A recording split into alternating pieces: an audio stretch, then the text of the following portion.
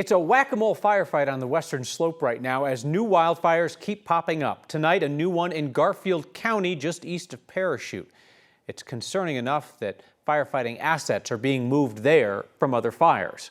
They're calling this the Cottonwood Fire. It's just south of I-70.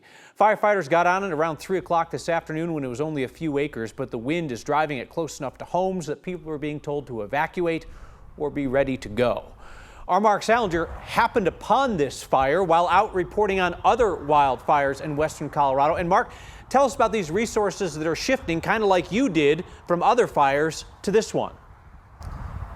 Yeah, Kyle, I can describe this in no other way than a ballet in the air because there are so many helicopters and firefighting airplanes moving around constantly right now all around this fire, that it looks seriously like a ballet of talented pilots moving in and out, dropping water on this fire. I want to move out of the shot so that you can see exactly what's going on right now. You can see one helicopter just made a water drop right there as another Chinook, larger helicopter, is going around on the other side of the mountain and will soon make a water drop here. We are outside of the town of Parachute on the western slope, right near the Colorado River and I-70. The helicopters are using the river, landing almost in the river, picking up water, and then immediately dropping it into the flames.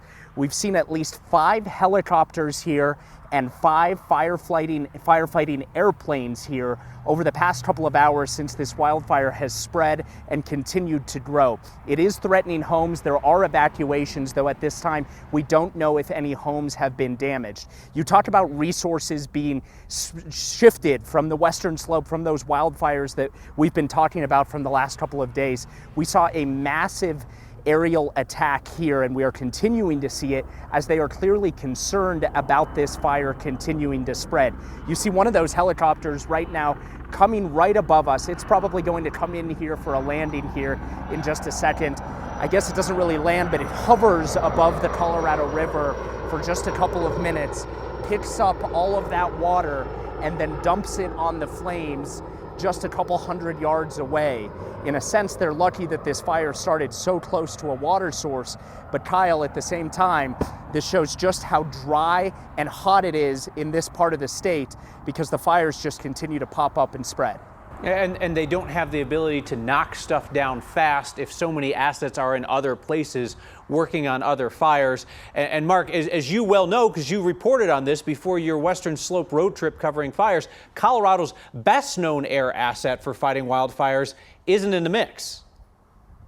Yeah, their secret weapon, you might call it, is the Firehawk helicopter. The state bought them a couple of years ago. They just started flying the first one in 2024. It cost $24 million. One might say now would be a pretty good time to use it. Unfortunately, the Firehawk helicopter is sitting at the airport in Broomfield doing required maintenance right now that will keep it out of the air fighting fires like these for at least the next couple of weeks, Kyle. All right, Mark Salinger, and credit also to photojournalist Austin Knox, both of them working their tails off night and day to keep Coloradans apprised of what's going on out there. Thank you both, gentlemen. Loveland police are making changes so it would be harder for immigration agents to get access to their license plate reading cameras. Our reporting here uncovered how the ATF was using Loveland's system to run searches for immigration. Yet Loveland's police chief is dismissing public concerns that the system could be misused. Our Spencer Soysher continues his reporting. There's so much more opportunity for abuse in other systems.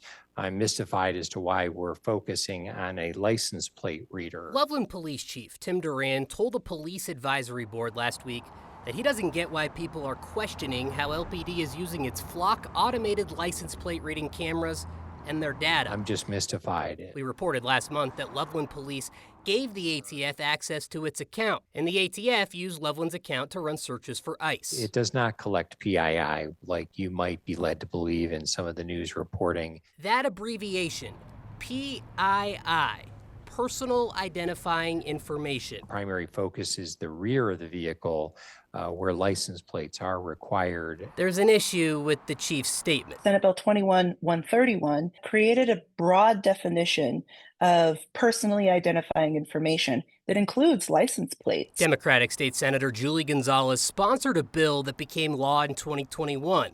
laying out what constitutes personal identifying information in Colorado.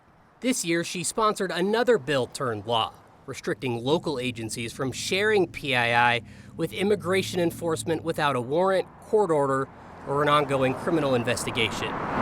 Loveland insists the search was for a violent criminal and no laws were broken, but they haven't provided any more information about the case. If there is an ongoing criminal investigation, then those law enforcement agencies at the federal level, whether that's the ATF or ICE, ought to be able to back it up with documentation. It just hasn't been very transparent to residents or even members of council. Loveland City Councilor Laura Light Kovach has asked the city to revise its license plate reading camera policy. Officers will now put in a case number when they're listing a reason for a search. And that will give members of the public an ability to know, like, what is this in reference to, who is accessing our data, and for what purpose. We have filed a records request for an audit of Loveland's Flock account searches, including today. I've now reached out to Loveland PD for an interview with the chief 5 times. Duran has not accepted any of those invitations. Today, a spokesman told me, quote, the chief's calendar is booked this week with an even busier week to come. If any openings occur, I'll touch base. I don't doubt that he's busy, but I'm also getting the sense that he doesn't appreciate your reporting. That means it's pretty good. Spencer Soisher, thank you. Looks like the Trump administration is trying to get insider access to voting systems in Colorado, perhaps related to their quest to free a former GOP election clerk currently in prison for tampering with election systems. The Colorado County Clerks Association says 10 Republican clerks got an odd request last week from a GOP political strategist named Jeff Small. He's a consultant with the Denver-based 76 Group and a former chief of staff for Congresswoman Lauren Boebert. Multiple city clerks say that Small told them that he was working with the White House and that he was reaching out to Republican clerks in blue states to make sure those states were complying with President Trump's executive orders on elections. Small asked some of the clerks whether they would allow a third-party vendor to access their voting equipment to test for vulnerabilities. And he goes, well, what we're looking for is partnerships to come in and basically try to infiltrate your election system to see if there's any gaps. That is where I was a dead stop. I said, absolutely not. I told him that the U.S. Constitution didn't give the executive authority to the president to control elections, and that until the Supreme Court ruled that the executive order can, or the president has the power through executive order to manipulate elections, that I wasn't interested in letting anybody access any of my equipment. Those Republican clerks reported the incident to the State County Clerks Association. Executive Director Matt Crane told us all the clerks followed state law and rejected the request for access. Important that these county clerks are stepping up and said, look, this is our job. It's not your job. We take this very seriously. We're not going to break the law because of what is federal overreach. Both Crane, who you heard from there, and the clerks we spoke to said they have never received a similar request like this for access to their voting systems from the federal government. Crane with the Clerks Association says he has spoken to election leaders in other states, and no one else has reported similar requests from the Trump administration to get inside election systems. Full disclosure, that GOP strategist involved, Jeff Small, he used to work at 9 News in a non-journalism role more than a decade ago before he started his career in politics. Our next conversation tonight is with Denver Mayor Mike Johnston. Today marks 2 years in office for Denver's mayor, the halfway mark of his term. Denver faces a $250 million budget shortfall after spending roughly that much money on the migrant crisis and the mayor's homelessness initiative. Do you wish you had any of those dollars back? I wish that I had the federal dollars back that they promised us on immigration that we spent pending their reimbursement. I definitely wish we had those back. I wouldn't take back any of the dollars we spent on homelessness. I think when you look at the results that we've had on that investment, it's historic. And we've dropped the homeless rate more than any other city in American history. That's a win. So I think that investment's working. We'll keep doing it. We want to find ways to make it better. I think on the migrant crisis, we certainly didn't ask for it, didn't go looking for it. That was not on our priority list, but we also didn't want to see people freeze to death on the streets of the city. So that was a humanitarian crisis. We had to step in.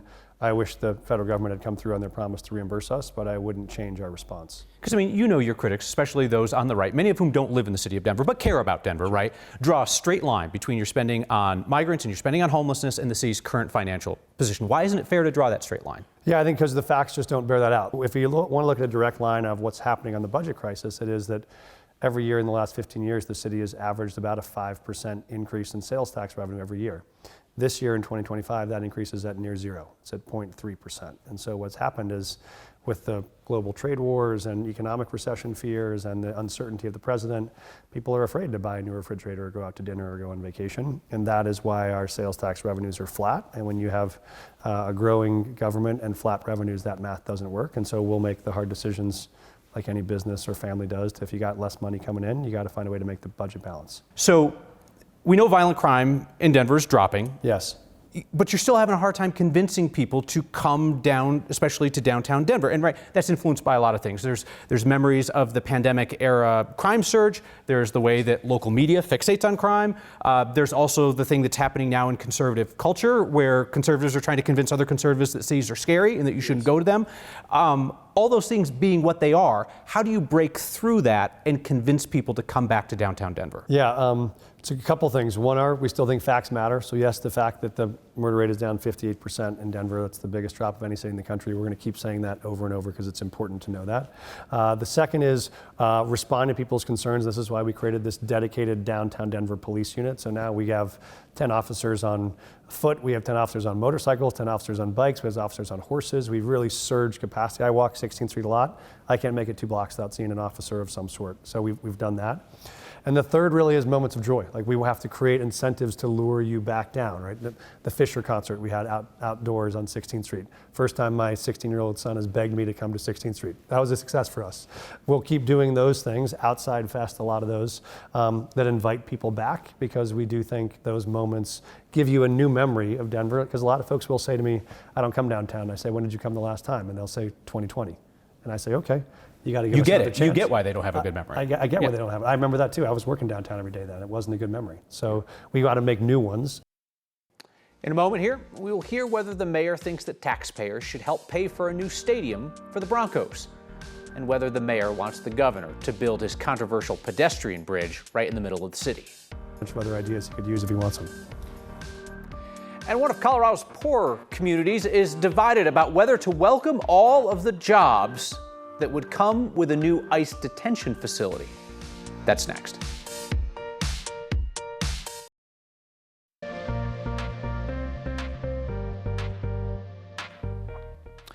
We're watching the winds out on the western slope for those fires because what we've learned over the last 20 years, it's the winds that turn these fires into wicked ugly. And so far, we're looking pretty decent here. 10 to 15 mile per hour gusts through the rest of the evening. Calm overnight, and then again tomorrow afternoon, including the new fire near Parachute, we're looking at 15 to 30 mile per hour winds. So not horrible, not great, but not horrible. So with the winds will carry these smoke conditions back to Colorado once again. The biggest plume of smoke coming from the northern Arizona fire, the White Sage fire, which is 60,000 acres. Our fires contributing to it. So we'll see that haze in the Front Range here in the Denver metro area over the course of the next couple of days, and we're also going to feel the heat. Temperatures getting into the 90s tomorrow, middle 90s possible on the northeast plains, and another hot, dry day out on the western slope with the exception of some isolated showers, and those will stay in the forecast every day for the next 7 days, mostly just isolated, but the heat is on almost 90 degrees every single day for the next 7 days. Denver Mayor Mike Johnson is marking 2 years in office today, halfway through his term. Right now, he's in talks with the Broncos about a new stadium. When he ran for mayor, Johnson was the only candidate in the race who told us here that he was open to taxpayer funding for a new Broncos stadium. I don't think we are going to need public funding to build a Broncos stadium. I think that we would expect if the new stadium is built that the Broncos would pay to build the stadium itself in the same way that the stadium that's going to be built for the women's soccer franchise will be built by the ownership group. Do you think this talk about the team moving to Lone Tree or Aurora is a bluff, or do you think they're serious about doing that if you don't give them what they want? Oh, I think any responsible business person has to look for the best options, and so I'm sure that they are looking in serious ways. I also think they understand understand the history of this franchise in this city, and I think they take that seriously. Governor Polis wants to build a pedestrian bridge, like right over there. Yes. He wanted it to go from the front lawn of the state capitol over to Civic Center Park, which is city land, but very quietly the city told him no, so he's pulled it back to just Lincoln Veterans Memorial Park. This is still going to be a really prominent new landmark in the center of the city. Do you want it there? Well, I have the benefit of I've just spent the last 6 months asking every Denverite what they want to build in the city. So I know he's taking a survey now to ask people for feedback. How many of them said a big bridge on the front lawn of the state capitol? I don't have any of those yet, but I do have 7,000 folks who have pushed for things I think the governor would love. I'll see how his survey comes out, but I got a bunch of other ideas he could use if he wants them. It sounds to me like you don't love the bridge idea. I think that there are, when I look at what our residents are asking for, there are certainly other things they would pick above that. Because I've spent the last 5 months taking a lot of feedback, so I know I have ideas and I have what people tell me are their priorities, and so I got a lot of priorities for needs that I think match his vision that could still operate in the city. So I'm more than happy to work on finding a win-win. All right, Mayor Johnson, thanks for sitting down for your annual performance review. Thanks for having me. My full unedited 20-minute plus conversation with the mayor is up on 9news.com and the Next YouTube channel. There we talk about whether Denver is really solving homelessness or just moving it out of public view. And I also asked the mayor to confront the criticism that his administration is moving too fast and not listening to feedback from other city leaders. The small-town mayor who came on this program to celebrate the idea of a new ICE detention facility in his town just got an earful from residents. And a reminder, you can get an earful of Next now that we're a podcast wherever you get those, or stream this program nightly on 9 News Plus.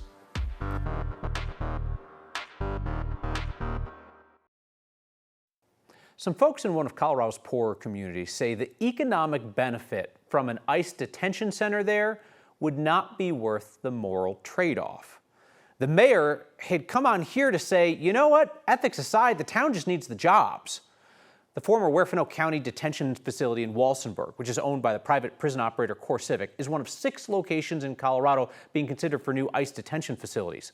Walsenburg Mayor Gary Vazani told us, listen, the locals have no say in ICE's proposal to reopen the facility, so they might as well welcome the economic benefit. At a town meeting this week, dozens of residents showed up to oppose the idea. It's a blueprint for authoritarianism wrapped in barbed wire and dressed up as local revival. Any amount of revenue is not worth the possible consequences. Community members should not have to live in fear of being harassed.